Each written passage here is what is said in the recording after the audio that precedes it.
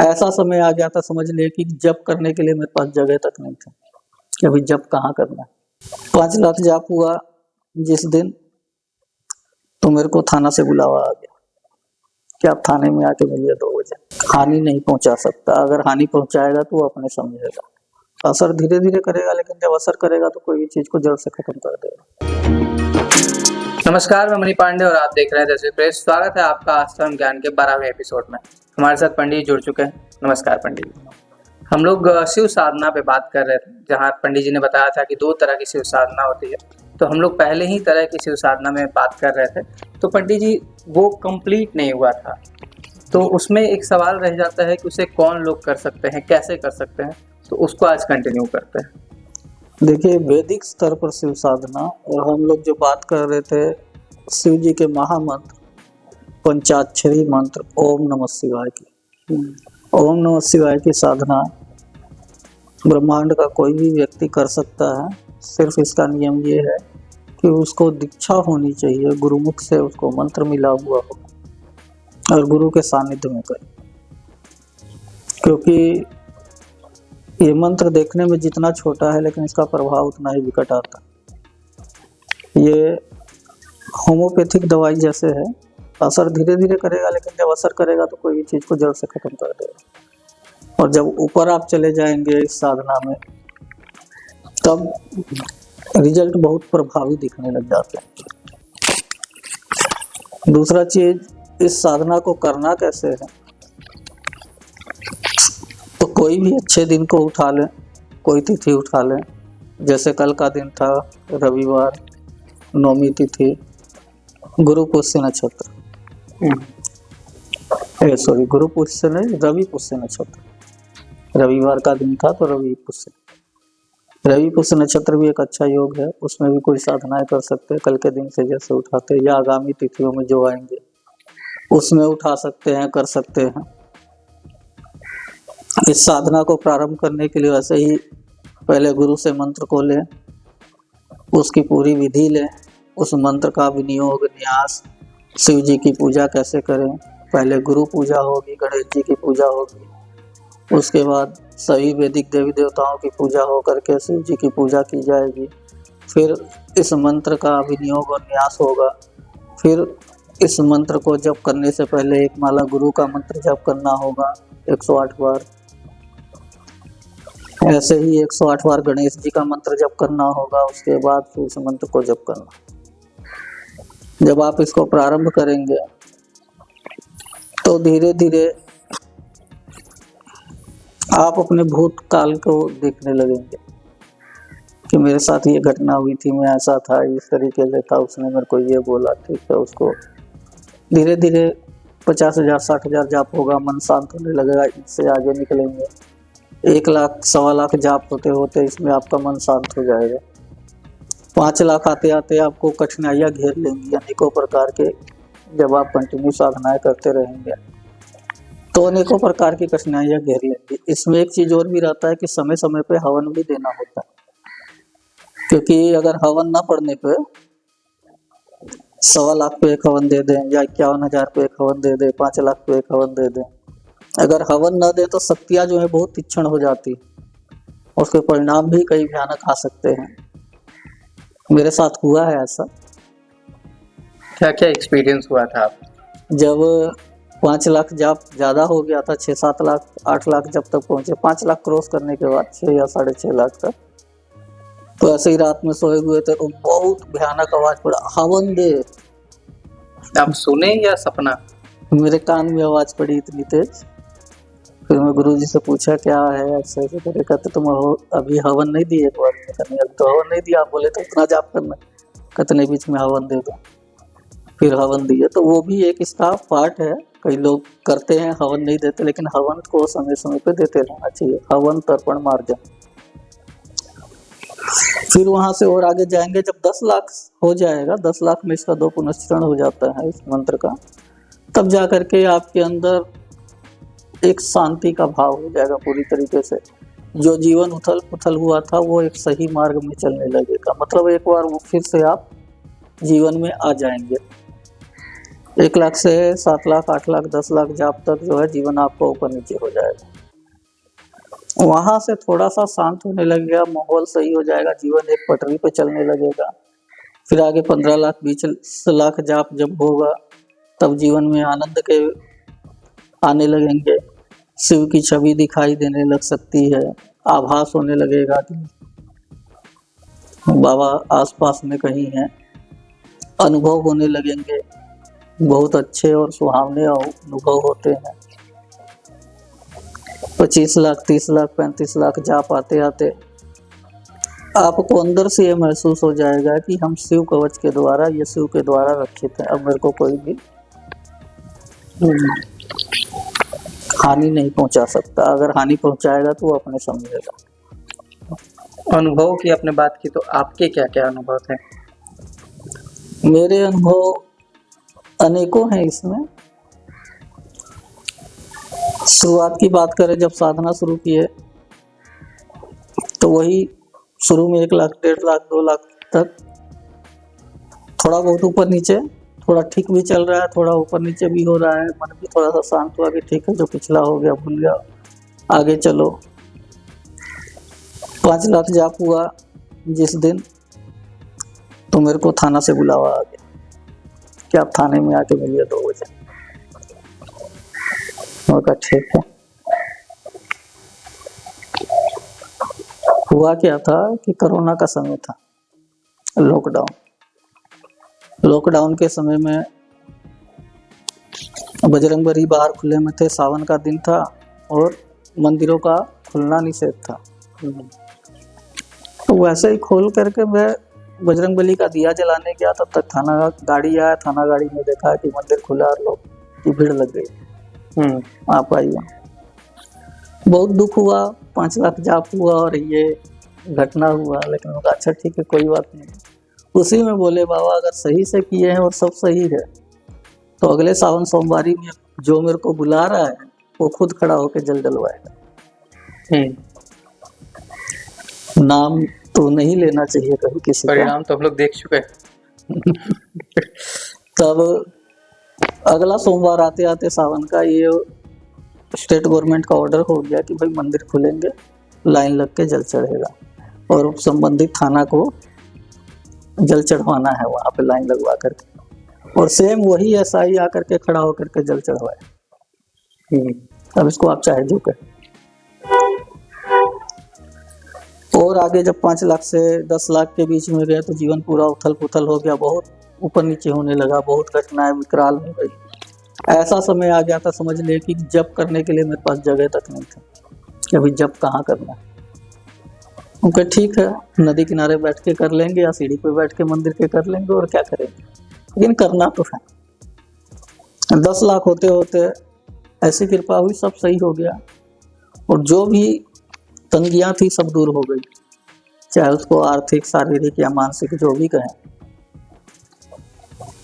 फिर 15 लाख जाप हुआ। उसके बाद एक बार सावन, जब नेक्स्ट सावन आया, उस समय कान में आवाज पड़ी कि सवेरे नहा रहे थे, उसी टाइम आवाज पड़ी कि अभी सावन में तुमको 501 माला जाप डेली करना है। 501 माला डेली? हाँ, यानी 50,000 जाप। का वैसे ही मार दीजिए, 501 माला संभव है क्या? पर महादेव का वो आदेश था, शुरू किए। पहला दिन होते होते रात को 8:45 बजे करीब 496 माला कंप्लीट हुई। पूरा दिन जाप किए थे, 1-2 घंटा इधर उधर हुआ होगा।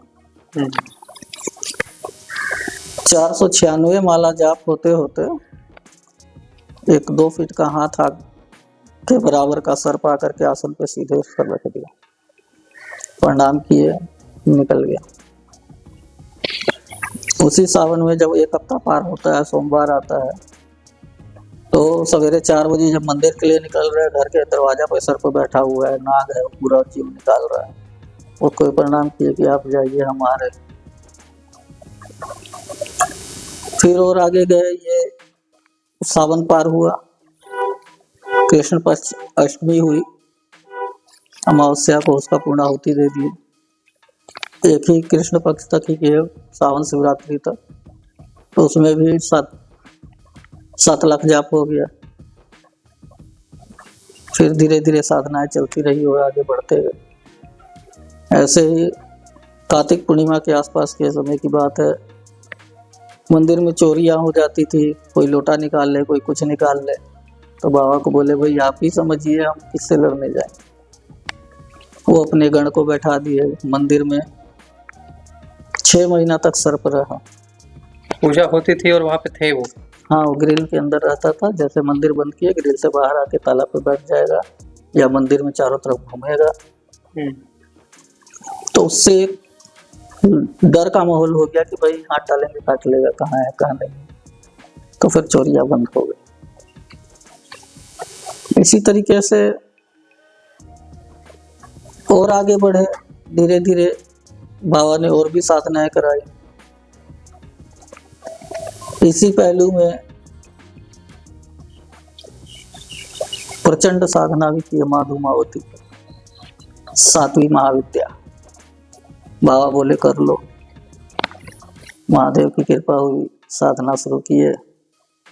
और वो अगर न किए होते तो आज बहुत बड़ा नुकसान हो जाता मेरे जीवन में। ये डायन जोगिन समझते हैं ना, उसने मेरी बेटी के ऊपर तंत्र कर दिया था। जब दुर्गा पूजा का समय था, कर दिया। यहीं का नामी चाइल्ड स्पेशलिस्ट है, उसके पास ले गए, करा भाई मेरे बस का बात नहीं, टीएमएच एडमिट करा। मेरा कितना दिन का समय कहता है, 1 से 2 दिन ज्यादा। मैं कहा ठीक। छठ पूजा था, मैं कहा छठ पार करके अगले दिन ले जाए, कहते ठीक है ले जाओ। ध्यान मारे देखे कि उसने ऐसा ऐसा कर दिया। वही धूमावती साधना की हुई थी, माँ का जाप था, तुरंत जाके हवन दिए, फोन किए घर में, बच्चा का बुखार छूट गया, ठीक हो गया। अगले दिन डॉक्टर पे ले गए, बच्चा बिल्कुल ठीक। Be practical. तो समय तो उनको पहले से पता था ना, उन्होंने खुद अपने आप आवाज पड़ी कि तुमको धूमावती साधना करना, पूरा सिस्टम पढ़ा और साधना किया। उसका रिजल्ट भी है। साधनाएं अनेक होती गई, बदलते गए प्रारूप, लेकिन शिव साधना आज भी चल रही। अभी हाल ही का बात है, मैं काल भैरव साधना कर रहा था। काल भैरव साधना का 500 पाठ होते होते बाबा को प्रणाम किया, बोले काशी आके मिलो। काशी आके मिलो बोले। बाबा काल भैरव का आदेश, काशी का कोतवाल है, ऐसा आवाज पड़ा। गए वहां पे, तब गंगा घाट में जा करके रुद्राभिषेक किए, पार्थिव से बना करके। तो शिवलिंग के बगल में एक असली नंदी आके खड़े हो गया, वो किए। फिर गंगा जी में ही थे और प्रणाम किए। जैसे ही हाथ निकाल रहे तो पंचमुखी रुद्राक्ष की माला 54 की हाथ में कवच के रूप में मिली, उसको लिए। फिर बाबा से वहां प्रणाम किए, काल भैरव जी को दर्शन किए, हवन वगैरह जो देना था देव करके वापस आ गए। तो ये चाहे भैरव साधना है, चाहे शिव साधना है, शिव जी के ही उग्र रूप है महाकाल भैरव। यहाँ तक कि ये अनुभव और अनगिनत अनुभव, जिसे कहते साधनाओं के बहुत अनुभव हैं, ये मोटा मोटी बता रहे हैं कि इतने अनुभव हुए। आज यहाँ तक बाबा पहुंचा दिए हैं कि उनका दिया हुआ सब कुछ है, कहीं कोई कमी नहीं। हाँ, ये है कि सब कुछ होने के बाद भी अगर शिव नहीं है तो कुछ नहीं।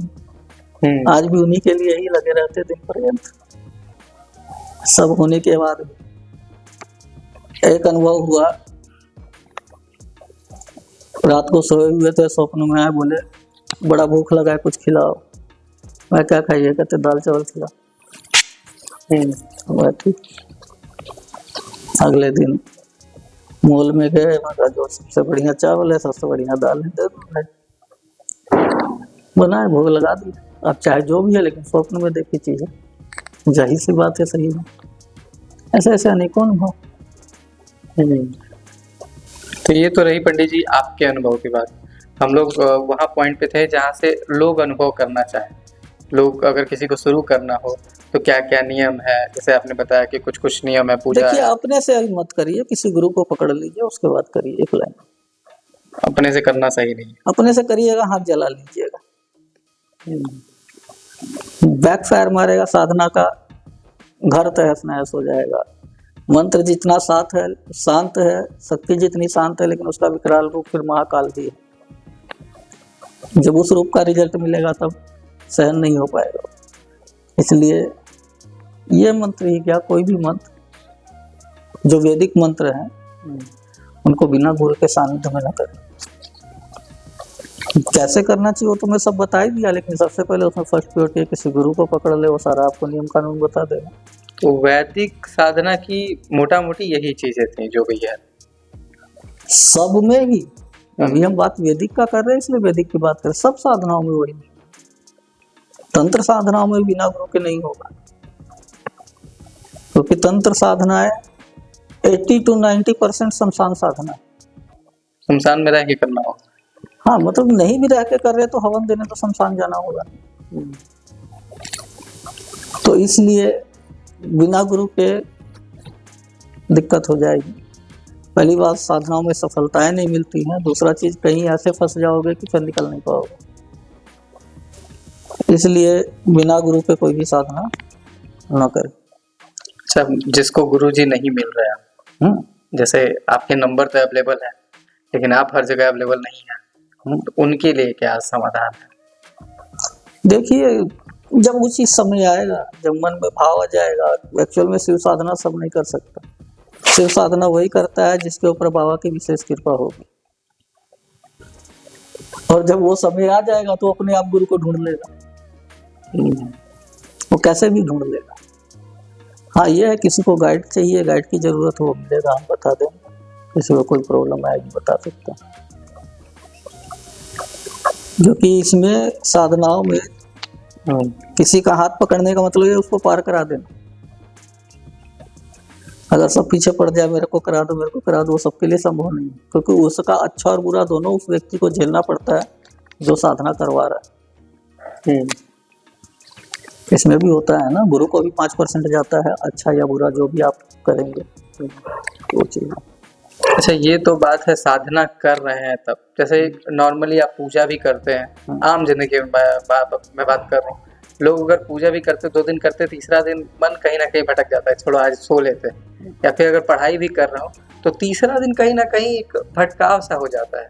तो आप जिस साधना की बात कर रहे हैं, कंटिन्यू करना है, तो इसमें भी वो चीजें आएंगी कि बहुत है, उनसे कैसे बचें? बहुत आएगी। आप चाहेंगे अभी तो नहीं हो पाएगा। जब साधनाओं में एक चरम ऐसा आ जाता है कि आपके पास समय नहीं रहे, आपको 4 जगह जाना, किसी शादी में जाना है, कोई इंटरव्यू में जाना है, कहीं जाना है। आप चाह रहे हैं कि करें, लेकिन कहाँ करें, कैसे करें। उसी बीच में आपको 1 से 2 घंटा का ऐसा समय मिलेगा जिसमें आप कर सकते हैं। अगर उस समय में कर लिए तो कर लिए, नहीं तो उस दिन की साधना छूट जाएगी। सेकेंडरी नॉर्मल लाइफ की अगर बात कर रहे हैं, कोई पूजा भी कर रहा है, ये ऐसे आता है, तो जिसको ऐसा होता है कि न करें, जिस दिन ऐसा लगता है न करें, उस दिन जरूर करें। कि उसी दिन परीक्षा होती है कि तुम कंटिन्यू कर रहे हो कि नहीं कर रहे हो। बेजू की कहानी सुने हैं? बेजू एक नॉर्मल किसान था। वो क्या करता था, एक डंडा लेता था, डेली जाता था सीलिंग पे 2 डंडा मार के आता था। एक दिन हुआ क्या कि बहुत बाढ़ आ रखी थी, नदियां उफान पे थी, बीच में नदी थी। जब देखा वो खाने बैठा तो उसको ध्यान में आ गया, मैं 2 डंडा मारा। डंडा लगाया, गमछा बांधा और नदी तैर करके इतना पानी पूरा पार होकर के जाकर जैसे डंडा उठा सीधी प्रकट हो गया। इस कहानी का वही चीज है कि जिस दिन आप फंसे हुए हैं, जिस दिन नहीं हो पा रहा, उसी दिन आपकी परीक्षा है। उस दिन तो जरूर करें, कि उस दिन परीक्षा लगाई जाती है। जब फंसे हुए हैं या मन नहीं कर रहा है, आप भी तो अपने मन करे चाहे ना करे, खाना खाते हैं, बीमार रहते हैं, कहते हैं मन नहीं, घर वाले जबरदस्ती खिलाते हैं, तो क्या भगवान को नहीं चाहिए वो चीज़ें? जैसे हम लोग पिछले दिन भी बात कर रहे थे साधनाओं पर, तो एक क्वेश्चन आया पंडित जी कि अगर साधना कर रहे हैं और उस दिन बाय चांस कुछ काम हो गया, कहीं एकदम जरूरी है जाना ही, एक दिन छूट हो जाए, मिस हो जाए, तो क्या उसका लूप टूट जाएगा या फिर कर सकते हैं अगले दिन से? कर सकते हैं, एक माला उस दिन जाप कर लें, अगले दिन डबल कर लें, अगले दिन अगर पिछले दिन का भी उसका भी। दोनों मिला के करना। अगर मान लीजिए आधा माला किए आज, अगर कर रहे हैं आधा माला किए और आधे में मुझे कुछ काम पड़ गया, कोई विशेष आ गया, निकलना ही पड़ा, तो उसका क्या प्रावधान है फिर? तो आज का बचा हुआ जितना माला है वो, और अगले दिन का पूरा मिला करके अगले दिन कर लें। और एक और सवाल है पंडित जी की, गैप ले सकते हैं, जो ब्रेक होता है वो ले सकते हैं कि नहीं? ब्रेक तभी ले सकते हैं जब पूर्णाहुति पड़ जाए। नहीं ऐसे नहीं, जैसे 10 माला करना है दिन का, 5 माला किए, 5 फिर जो बाकी हाँ उसके वो भी ले सकते हैं, वो ब्रेक हो सकता है, वो हो सकता है। खाना पानी जो इच्छा है उसमें। अच्छा, कई साधनाओं में ऐसी बात आती है कि व्रत रह के करना है, खाना नहीं खाना है, तो ये शिव जो साधना है इसमें क्या नियम है? इसमें भी वही नियम है, अगर आप करना चाहे तो बेल के जो पत्ते होते हैं उनको उबाल लें, उनकी छोटी छोटी गोलियां बना लें, 2 गोली उसको खा ले, सुखा करके रख ले, 2 गोली वो खा ले और 1 गिलास दूध पी ले, उसी में साधना करें। बाकी खाना वगैरह छोड़ दें। अगर कोई ना रह पाए तो बिना खाना, तो फिर खाना खाए। मतलब जिस तरीके से आप रहना चाहते हैं कर सकते हैं। हाँ, जब व्रत की बात है तो वही व्रत है। उसमें आता है ना दुर्गा उत्तर सतनाम में, दुर्गा जी के 108 नाम में जो है लिखा हुआ है अपर्णा नेकवर्णा। वहाँ पे अपर्णा का शब्द है कि भगवती सूखे पत्ते वगैरह खा करके साधना की है, खाना त्याग दी है, फिर पत्ते भी त्याग दी है, वायु पी करके रही है, जल भी त्याग दी है। साधनाओं को जितना कठिन बना सके आप अपने आप बना सकते हैं, उसका प्रभाव ज़्यादा बढ़ जाता है। और जितना मतलब जैसे फिर वही बात आ जाती है कि पंचाग्नि साधना, चारों तरफ अग्नि जला लीजिए, बीच में बैठ जाइए, साधना करे ठंडा में जल के अंदर बैठ के साधना करें। शरीर को जितना आप यातना दे सकते हैं, जितना कठिनाइयाँ करके साधना कर सकते हैं, नियम बहुत है। एक सीरियल आता था पहले, काफी पहले, महादेव रिलेटेड कुछ सीरियल था, होगा उसका एक क्लिप वायरल है आजकल। उसमें महादेव के जो रोल कर रहे हैं उनका कहना है कि शरीर को यातना सह के पूजा करने के लिए भगवान नहीं कहे। ये वो क्लिप है प्रॉपर सीरियल का। तो वहाँ पे एक जगह हम लोग को बताया जा रहा है कि भगवान नहीं कह रहे हैं कि शरीर को कष्ट दे के तुम पूजा करो, और आप यहाँ कह रहे हैं कि जितना शरीर को यातना दिया जाए उतना शक्तियाँ सही होंगी। तो क्या समझे? उस कष्ट की बात किसका कर रहे हैं, वहाँ पे उस चीज को समझना। नहीं तो अभी तो आप अगर 2 घंटा मंदिर में बैठ के पूजा कर रहे हो, उसमें तो शरीर में कष्ट होगा। नहीं तो फिर तो रजाई हो, सो जाओ, सोए सोए साधना करो, जाप करो। ये उन कष्टों की बात नहीं होगी, ये उन कष्टों की बात कर रहे हैं कि जो मतलब साधनाओं के अंतिम चरण, कि भाई अपना ही शरीर काट करके भगवती को समर्पित कर देना, अपना ही रक्त काट करके भगवती को देना। काली का हवन हो रहा है, उंगली काट के हवन में डाल दिए। जैसे बताए थे कि ध्यानु भक्त गर्दन काट के शीश काट के चढ़ा रहा है, वो उस रेंज की बात कर रहे हैं। छोटे मोटे कष्टों की बात नहीं कर रहे कि भाई तुमको सवेरे 4 बजे उठने में, भोर में उठ करके जाने में तकलीफ है तो तुम 10 बजे आओ। भाई ब्रह्म मुहूर्त का महत्व है, अमृत काल रहता है ब्रह्म मुहूर्त में, तो वो कष्ट नहीं है, वो हम आलस है। एक्चुअल जो कष्ट है उन बातों की बात हो रही है, उतना ज्यादा भी कष्ट की दरकार नहीं। और दूसरी तरफ अगर बात करें तो बिना कष्ट के सिद्धियां मिलती भी नहीं है, घर बैठे तो कुछ नहीं मिलता। अगर आपको टॉप करना है तो 24 घंटा में से 18 घंटा पढ़ना पड़ेगा, तो कोई बोले बिना पढ़े मिल जाए तो ये संभव नहीं। एक क्रैश कोर्स आ जाता है कि छोटा सा पढ़ के पास हो सकते हैं। पास होना अलग चीज है, टॉप करना अलग चीज। तो जैसे पास होने के लिए क्रैश कोर्स कर लिए, तो साधनाओं में ऐसा कुछ है कि छोटा सा कुछ किए पास हो गए? आप करिएगा तो अनुभव होने लगेंगे, अनुभव होने लगेंगे, आपके काम होने लगेंगे। लेकिन एग्जैक्ट तो दर्शन नहीं होंगे। एग्जैक्ट के लिए वो प्रोसेस फॉलो करना पड़ेगा। मंत्र संख्याओं को लेके जाना होगा। सोमनाथ शिवलिंग है, चंद्रमा ने तपस्या किया, वहां पे प्रकट होकर के बाबा ज्योतिर्लिंग के रूप में सौराष्ट्र प्रदेश गुजरात में है। वो जाप संख्या 5 करोड़ से भी ज्यादा गई, तब जाकर के बाबा प्रकट हुए। और आप सोचिए 5 लाख जाप करेंगे और बाबा प्रकट हो गए। तो जितना कहते हैं ना कि जितना मीठा डालिएगा उतना मीठा होगा। अनुभव होने अलग चीज है और उसमें वहां तक पहुंचना अलग चीज है, विशेष कृपा अलग चीज। तो ये सारी क्वेश्चन जो थी पंडित जी, ये हमारी थी और हमारे ऑडियंस की थी।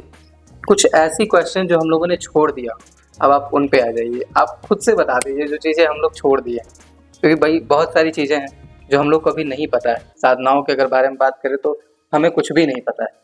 देखिए, कोई भी साधना केवल 3 चीज पे ही चलेगी, विश्वास, श्रद्धा और समर्पण। विश्वास नहीं है, श्रद्धा नहीं है, समर्पण नहीं है, आप कितना भी जाप कर लीजिए रिजल्ट कुछ नहीं आएगा। ये सबसे मुख्य चीज है। आपको विश्वास करना पड़ेगा उस शक्ति पे जिसकी आप साधना कर रहे हैं, जो आपका करवा रहा है उस गुरु पे।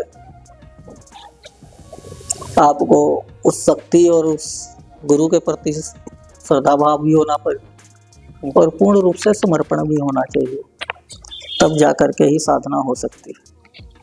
दृढ़ विश्वास भी इसमें एक चीज है, क्योंकि इच्छा शक्ति के बिना भी नहीं हो पाता है। कई कई साधना जब ऐसे मोड़ पे आएंगी ना कि क्रैक कर जाती है, साधना नहीं हो पाती। वहां पे दृढ़ इच्छा शक्ति जो है वही काम आती है। अगर इच्छा शक्ति नहीं है तो वही है कि 3 दिन बाद मन करेगा, नहीं करते तो छोड़ दो। आज कोई बोला चलो पार्टी करने चलते, पार्टी करने चलेगा। वहां पर वो चीज नहीं है। वहां पे आपका वो संकल्प होना चाहिए, करना है मतलब करना है, तभी हो सकता। यही मुख्य चीजें हैं। बाकी तो साधना है, पूरे शिव पुराण में ये साधना दी हुई है। अनेक को ग्रंथ हो रहे हैं, उसमें भी इसका पूरा वर्णन मिल जाएगा, गुरु सानिध्य में मिल जाएगा। इसका वर्णन मिलना बड़ी बात नहीं, पूरा मटेरियल, पर्याप्त मटेरियल है इसके ऊपर, कैसे करना है, क्या करना है, किस तरीके से करना है। मेन बात यही है कि करना है तो पूरा नियम कानून से करें, पूरा विश्वास और श्रद्धा के साथ करें। एक दिन में साधना नहीं होती है, इस चीज को मान करके चलें। जब तक न हो तब तक करते जाएं, होगा जरूर। चाहे 2 साल में हो, चाहे 10 साल में, चाहे 20 साल में, होगा। लगातार परिश्रम करना पड़ेगा। कलयुग है, रिजल्ट जल्दी आ जाएगा। त्रेता द्वापर से उसमें ज्यादा रिजल्ट में टाइम आता था, हजारों वर्ष तक तपस्या करते थे, यहाँ 1000 वर्ष में भी जल्दी आ जाता है। तो ये सारी जो चीजें थी पंडित जी, ये शिव साधना की थी। ऑडियंस काफी अट्रैक्टेड हम लोग के इस एपिसोड से और व्यूज भी बता रहे हैं इस चीज को।